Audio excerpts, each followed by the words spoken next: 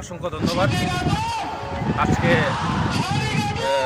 আমরা পরবর্তী 10 দিন র্যালি করছি এবং প্রতিটা বাড়িতে যাচ্ছি আমরা হয়ে, এবং আমাদের সঙ্গে আমাদের কৃষির বাইরেও আছেন, ওনারাও আমাদের সঙ্গে সহযোগিতা করছেন, তাই তাদেরকেও আমি আমাদের সঙ্গে আজকে 10 দিন অতিক্রান্ত হয়ে গেছে। আজকে আমরা মহারানী দিনগড়িয়াতে দূর যাচ্ছি। তাই আমি বলতে চাই, এই দেখুন আমাদের বিধায়ক, জোট সরকার বিজেপি আইপিএফটি বিধায়ক মাননীয় সম্মানী ব্যক্তি বিপ্লব কুমার ঘোষ আজকে যেভাবে ভালো কাজ করেছে, দেখতে বলতে নিজের কাছেও লজ্জা লাগে। আমরা তো তেমন বাংলা ভাষাতেও কষ্ট করে বলতে পারি না। দেখুন রাস্তা, দেখুন কি অবস্থা, এবং প্রতিটা ঘরে ঘরে যাই আমরা, জনগণের কথা মুখের থেকে যে ভাষা আসে, মানে লজ্জাজনক ভাষা।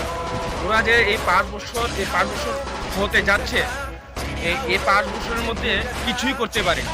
তাই আমি বলবো জনগণকে, এবার আমরা নতুন সরকার করব, কৃষক ভাই এবং তিপ্রামথা ইউথ সবাইকে মিলে আমরা একতাবদ্ধ হয়ে আমরা কেউর সঙ্গে ঝগড়া করব না, কেউর সঙ্গে মারামারি করব না। আমরা সবাইকে ভালোবাসি, ভালোবাসার মাধ্যমে আমরা মহারাজার নেতৃত্বে আমরা এই সবাই শান্তিতে যেন আমরা বসবাস করতে পারি। তাই আমরা এই 10 দিন ব্যাপী আমরা প্রতিটা ঘরে গিয়ে, বাঙালি বলুন বা ট্রাইবেল বলুন, যে কোনো জাতি বলুন, আমরা সবার মনের ওনার মুখের কথা নিয়ে আমরা আজকে এই দূর অনবরত চলছে। আমাদের কৃষি বাইরে এসে আমাদেরকে সহযোগিতা করছে। ওনারাও 10 দিন ব্যাপী আমাদের সঙ্গে পায়ে হেঁটে প্রত্যেকটা গ্রামে গিয়ে ওনারাও জিজ্ঞেস করতেছে।